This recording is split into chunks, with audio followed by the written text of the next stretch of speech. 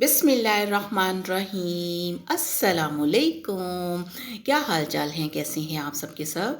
मैं हूँ शाज़िया और आप देख रही हैं मेरा चैनल शाज़िया की बातें। आज मैं बना रही हूँ गजरेला। जी हाँ, बहुत ही मज़ेदार और बहुत ही टेस्टी और सबसे बढ़कर बहुत ही झटपट बनने वाला गजरेला आज बनेगा। तो चलिए इसे बनाना स्टार्ट करते हैं।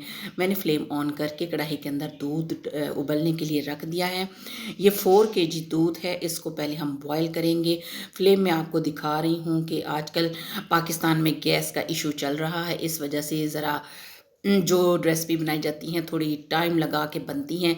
दूध जैसे ही बॉयल हुआ उसके अंदर मैंने ये हाफ़ के जी कद्दूकश की हुई गाजरें डाल दी हैं। ये देखें, अब आपको अगर ज़्यादा गाजरें पसंद हैं तो आप ज़्यादा डाल सकते हैं, लेकिन अगर 4 से 5 केजी दूध हो तो उसमें हाफ़ के जी गाजरें बहुत रहेंगी। अब ये सारी गाजरें डाल के इसको अच्छे तरीके से मिक्स कर लेना है। ये आधा कप चावल थे जिनको मैंने भिगो कर रखा हुआ था। इसके लिए कोई ज़रूरी नहीं है आप साबुत चावल लें, आप टूटे चावल लें, जो से मर्ज़ी लें, बस इसके अंदर चावल डालें तो इसका टेस्ट और ज़्यादा मज़े का बन जाता है। बहुत ही सिंपल और बहुत ही क्विक बनने वाला ये गजरेला आज बन रहा है और इस पे कोई इतनी ज़्यादा लागत भी नहीं आती। अब ये देखिए, एक दफ़ा मैंने फिर इसका कवर उतारा है और ये बॉयल होना शुरू हो चुका है।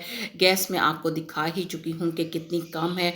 पाकिस्तान में ये एक बहुत इशू है कि जैसे ही सर्दियाँ आती हैं गैस अपना आप दिखाना शुरू कर देती है, यानी कि बिल्कुल ही चली जाती है, यानी हमसे नाराज़ हो जाती है।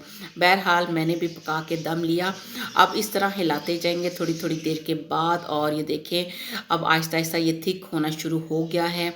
और गाहे बगाहे इसमें चम्मच ज़रूर चलाना है, ये ना हो कि पेंदे पे सारी गाजरें लगी हों तो फिर हमारे जो गजरेले का टेस्ट है वो ख़राब हो जाएगा। अब इस दौरान मैं डाल रही हूँ हरी इलायची के दाने। अगर आप पिसा हुआ पाउडर भी डाल लें तो वो भी अच्छा है, इससे इसका जो एक फ्लेवर है वो बहुत ही मज़े का आएगा। और इस तरह कर करके अब ये देखिए मैं साथ साथ हिलाती जा रही हूँ क्योंकि अब थोड़ा सा टाइम रह गया है इसे पकने में।